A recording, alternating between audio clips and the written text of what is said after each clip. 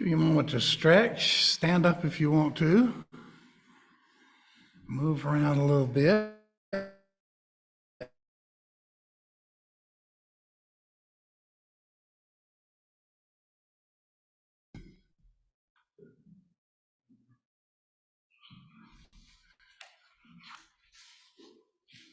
And give somebody close to you a gift of a smile.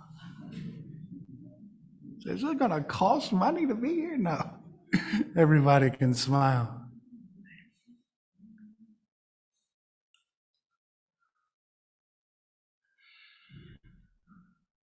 Let's see, we've got 22 people there. Anybody know how many people we have here? I think it's more than 22. 30?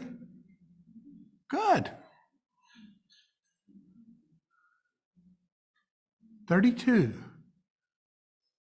That comes from an attorney. Very good. It's official. Bye.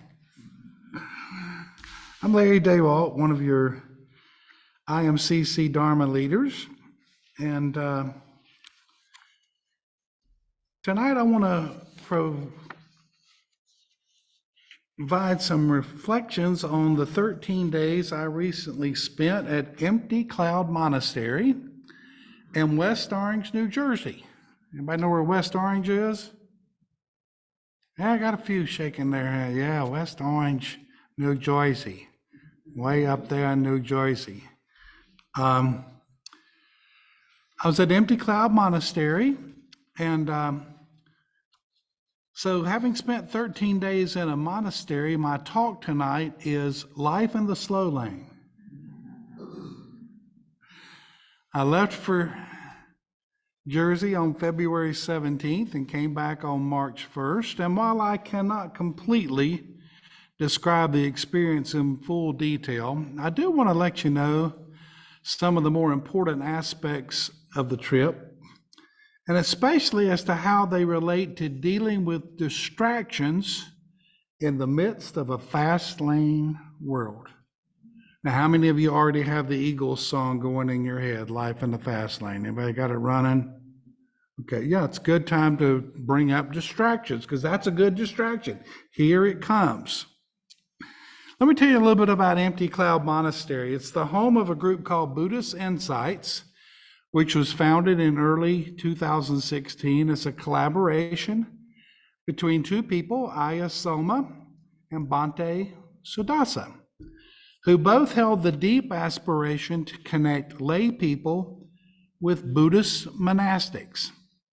They were initially based in New York City and embraced the diverse, eclectic, vibrant atmosphere of the big town. And they offered pop-up meditations, pop-up classes, talks, and events throughout all the 5 boroughs.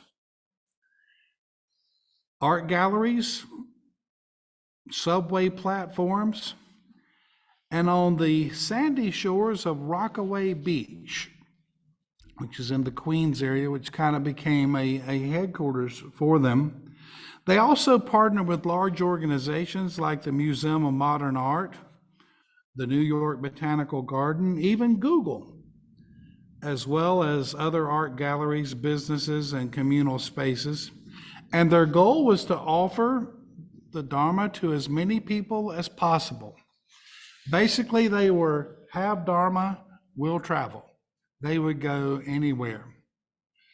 Since its inception, they've invited experienced and senior monastics from a variety of Buddhist traditions and lineages, most notably from our tradition, Bhikkhu Bodhi and Ajahn Brahm, to share teachings. And from time to time, monks will just sort of drop in and join Aya Sonoma and Bhante Sudasa and stay for several weeks at a time. There were 2 different ones while I was there.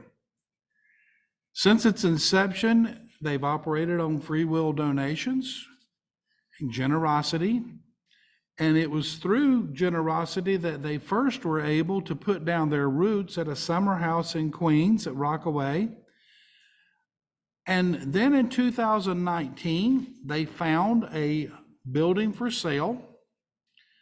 a Catholic group had put up a building for sale there in West Orange, and they were able to purchase this. A 2.5 acre property. If you will Google Buddhist Insights or in Empty Cloud, you can see it. You can find it. And it's become quite a place in the community. And one thing unique about it is that it is gender inclusive. Bhikkhus and Bukinis, they're together. Really quite rare, but they make it work. They follow the Pali Vinaya, but monastics of all lineages and sects are welcome there. And they have quite an involvement from the community at their public events, which they do typically on Saturday and Sunday.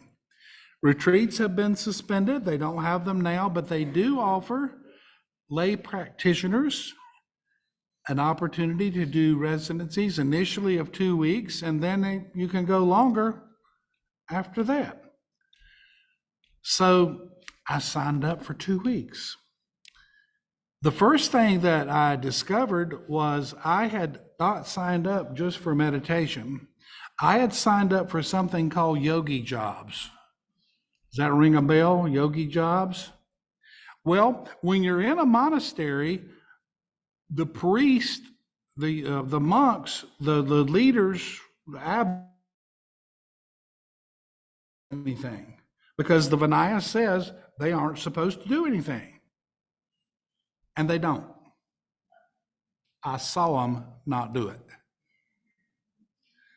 Now they're responsible for the Dharma. They're responsible for teaching. They're responsible for providing words of wisdom. They don't cook, they don't clean, and they don't pick up after themselves, which sounds like a good deal till you realize they also don't have money or handle money. They have 3 robes, and they sleep on what the equivalent of those blue mats are, because their 8th precept is no luxurious bedding. And in the course of taking that precept myself, I had the opportunity to sleep on something I had not slept in years, a bunk bed. Bottom, of course. But in order that you not get too attached at Empty Cloud to anything, within 1 week, everybody moves, including the monastics. So I had to trade my bunk bed for a bed on the floor. That was the bad news. The good news, I got to trade a shower head that came out with one teeny little cold stream for one that actually looked like it had been purchased from Lowe's, and it worked. Bad bed, good shower. Typically, the day started at 5 a.m. with puja. What puja is a ceremony of reflection, chanting, and meditation. The chanting lasted about 20 minutes. And I thought, well, I'm going to be okay because I'm used to the Nama, Tassa, Bhagavata. They do that, but whereas I'm used to doing it at 33 speed, they do it at 78 speed, for those of you that understand records. And when they chant, you're trying to follow in Pali, but they're going so fast, my eyes don't go that fast. So it all runs together. So much for learning Pali, but I did enjoy the fact that afterwards, you got to do it again in English. These 20 minutes were followed by 55 minutes of meditation. And the meditation in Newark, New Jersey is very, very good for listening to a rising and passing away. There's this place about 9 miles away called Liberty International Airport. If you think this one out here is busy, go to Liberty International Airport. It's like popcorn. The good thing about it, though, was there was the arising and passing away. Arising and passing away. There was also heat coming from a boiler. Arising and passing away. And you could hear it gurgling. Arising and passing away. And I quickly equated that to thoughts. Arising and passing away. And impermanence. Wasn't going to run forever. Now, typically when I meditate, I'm barefooted. Guess what? In West Orange, New Jersey, we barefooted people put a blanket over our feet, because if we don't, our little toesies will get cold. 55 minutes later, we were coming up on breakfast. Breakfast is cold. You put out the cereal, and I say you as in if you are a lay resident, you're a yogi, you put out breakfast because the monks are waiting on their breakfast. And guess what you get to do? Not only do you get to put it out, you get to clean up after you're done. But after you put it out, there is a quick kneeling, hands placed on the table. We offer this food to the Sangha, and after that, you go sit down while the monks prepare their food, and you meditate. And you have a time of coming together before the meal. A lot different than being in a drive-through at McDonald's or Starbucks, or even waiting for your buzzer to go off at Cracker Barrel. Lunch was at 11 a.m., but before lunch came sutta study, which usually lasted an hour. And if you Google Empty Cloud, you'll find out that on Wednesday, Thursday, and Friday morning at 8 o'clock, and then on Friday night, you can watch these. So you can hear Ayasoma, you can hear Bhante Sudasa. This was downstairs in the basement of the monastery. The talks were wonderful, especially because you had a library around you, and if you asked them in advance, they would tell you which one they were going to be talking about, and you could follow along. Very nice. After the sutta study and the meditation came the yogi jobs. There's at least 10 bedrooms in there, several bathrooms, flowers everywhere. How there's that much dust February in New Jersey was hard to figure out. But basically what I'm saying, there was plenty to do. Afternoons, more meditation. And then came tea time at 5 o'clock. And tea time is a wonderful thing in the Theravadan tradition, because not only can you have tea, you can also have two things that I've come to grow and love: dark chocolate and cheese. And we're not talking Velveeta here. We're talking cheese you've never heard of before. Delicious cheese.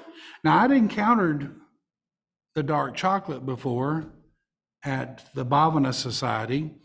They eat Belgium chocolate there. These are actually kept at my house, and they're not referred to as chocolates at the house. They're simply referred to as allowables. You want some allowables? You want some allowables? But it was a little bit refreshing because 11 a.m.'s the last meal of the day. So it was nice to have. And also what was enjoyable about that time was the fact that you could talk and have actual conversation with the monks, the venerables. And you could ask basically anything you wanted, which was extremely valuable. I don't know how many of you have a teacher or maintain a teacher, but there are times it's just good to ask somebody a question and to get an answer that you know is coming from years and years of experience. My first morning there, I found a copy of the Middle-length Discourses, which I knew contained a sutta I've been studying out of this book, which is a wonderful book, Shayla Catherine's Beyond Distraction, 5 Practical Ways to Focus the Mind. Um, and what I was looking for, and the reason I wanted this sutta, is because it is simply called the removal of distracting thoughts. I don't know about you, but every now and then I get a distracting thought. You get a distracting thought every now and then. You hear a plane go, where's that thing going? There's an app for that. You can actually find out where it's going, and then you can stop thinking about it. But I thought to myself, this is going to help me from being distracted. So I read, I studied. Little did I realize, though, there were several distracting things that were going to be eliminated for me. There are no televisions at Empty Cloud Monastery, which means they don't have Netflix. No radio or other music outlets. Very little to worry about. It's okay to wear the same thing for 3 days in a row. Nobody will say anything to you. Why? Because they're not talking anyway. No jewelry. Didn't even get to wear my treasured Dharma wheel necklace. Put it away. As for the majority of the time, it was noble silence, except when you had a time to converse with the venerables. Phones were primarily in airplane mode and used basically for alarms. The Venerable Siddhasa said he had not watched television in 20 years. He also strongly opposed listening to music of any sort, as he said he discovered a lot of people spend much of their meditation time fighting the distraction of a song playing in their head over and over. And I asked him personally, I said, why does that happen? And he said, it's because you listen to songs over and over. And he said, when was the last time you listened to a song that you hadn't heard before? That was an interesting one, because basically oldies radio is one of the most popular forms. But there were other distractions, and these were the distractions that I brought with me. The distraction of thoughts. How are they doing at hospice? Wonder if things are going okay there. What's happening in Charlotte? Wonder if the Murdoch trial is still going on. Over and over and over. And if you want to get serious about distractions, you have to get serious, I have found, about the source of distractions. Where do they come from? Now, as I mentioned, I'm not ready to live in a world where I have 3 robes and that's it. At the same time, we do have an opportunity to perhaps eliminate some distractions. And one of the best ways to do that is simply realizing as the breath comes in and as it goes out, we have an opportunity to get centered again and to leave where we have been for the last 5 minutes or 10 minutes or 5 seconds or 10 seconds and come back to a place that's more pleasant and be fully present. So Shayla Catherine presents 5 practical ways to focus the mind. And I want to share those with you in the last few minutes that I have for this talk. The first is to replace unwholesome thoughts with wholesome thoughts. Sounds easy enough. 2, examine the dangers of distracting thoughts, especially when you're driving. Now, the example of that I got in New Jersey was New Jersey does not tolerate distracted drivers at stoplights. If you're distracted in New Jersey at a stoplight, you got about 1.5 seconds to get with the program before you hear, ah. And you hear them everywhere. The horn blows, off you go. Third way to focus the mind: avoid it, distracting thoughts, ignore it, forget it, kind of push it away. The fourth one's the one I'm the most interested in. Investigate the causes of distraction. Where do they come from? In the fall, what is my major distraction on Saturday and Sunday? It is American tackle football. What will be my obsession for the last 10 minutes of my ride home tonight? Did or did not the Tar Heels win? And you know what they have the nerve to do? They have the nerve to be playing that game while we're here. Seems like they wait on us to get through. Distractions. And then apply determination and resolve. Shayla Catherine writes, one lesson I've learned from 4 decades of practicing Buddhism is that inner transformation does not come about by trying to form a better identity or gain a special experience. Powerful, liberating understandings occur by directly experiencing the knots, not clinging, not holding to a permanent self, not mine, not fabricated, not identifying. Liberation comes not from becoming, but from letting go.